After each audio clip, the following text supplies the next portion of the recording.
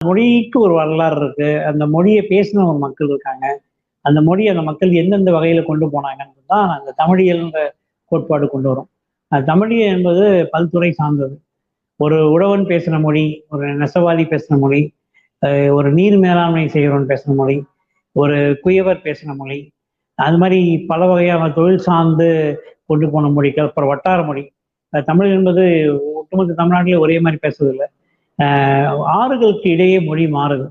தமிழ்நாட்டில் ஒரு 17 ஆற்றங்கரை நாகரிகம் இருக்கு. இப்ப இப்ப இருக்கக்கூடிய தமிழ்நாடுன்றது கிட்டத்தட்ட 1956ல இப்பதான் நம்பர் 1 தமிழ்நாடு நாள் கொண்டாடணும்.